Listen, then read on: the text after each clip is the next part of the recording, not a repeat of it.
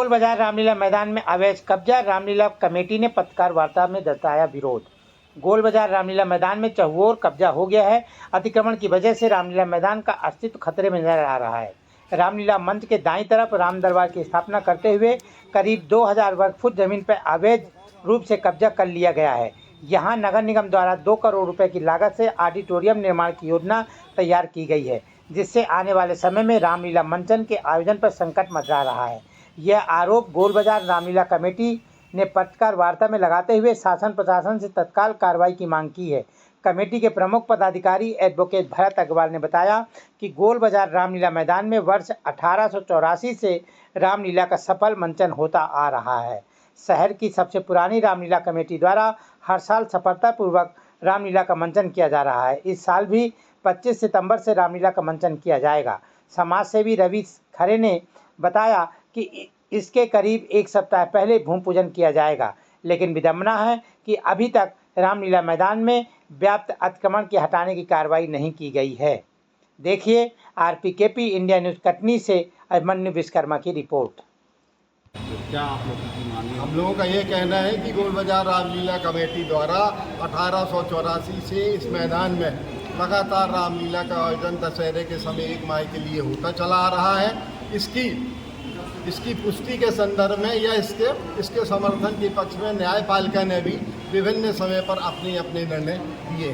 स्वतः कारपोरेशन ने और नगर पालिक निगम ने भी ये कहा है कि इस मैदान को जनहित में सभी प्रकार के कार्यक्रमों के लिए अतिक्रमण मुक्त रखा जाना आवश्यक है। उसके बाद भी नगर पालिक निगम पता नहीं किन कुंठा के कारण जो यहाँ ऑडिटोरियम के निर्माण की योजना बना रही है, जबकि ऑडिटोरियम में 250-300 लोगों के बैठने की व्यवस्था होगी, जबकि जो रामलीला के जो दर्शक कम से कम 1000 आते हैं और अंतिम दिनों में दशहरे के समय 3-4 दिनों में लगभग हजारों आदमी ये रामलीला को देखने आता है। और ऑडिटोरियम यदि बनेगा तो उसको भी देखने आता है। तो आप स्वतः कल्पना करिए कि क्या 250-300 की कैपेसिटी वाला जो ऑडिटोरियम में जहाँ दर्शक बैठे हैं, क्या 10,000 लोगों को बैठाने की व्यवस्था कर पाएगा?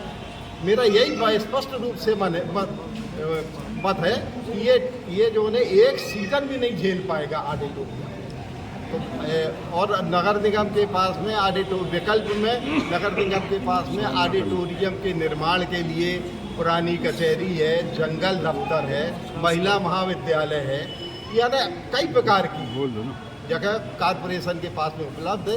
ये जो है बहुत ही अत्यंत संकीर्ण रास्ते से हो करके रामलीला मैदान में आना पड़ेगा।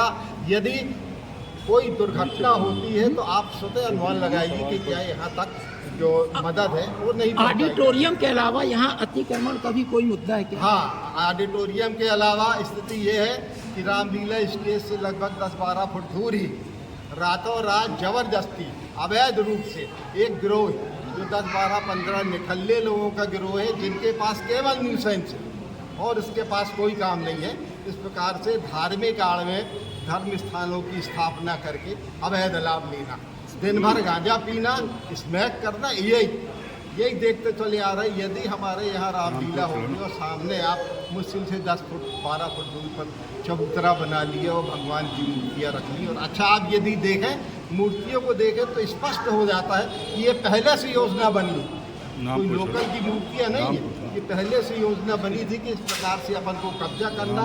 अब स्थिति ये है कि नगर पालिक निगम को, मध्य प्रदेश शासन को, कलेक्टर को हम लगातार 4-4, 6-6 बार लिखित में दरखास्त दे चुके हैं, लेकिन मानना नहीं, पता नहीं कौन सी कुंठा है।